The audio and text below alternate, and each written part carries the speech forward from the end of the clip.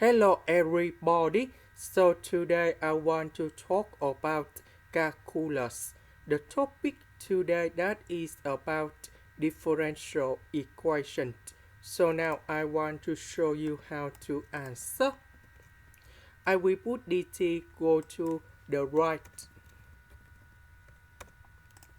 Next, we need to put the integration for the both sides.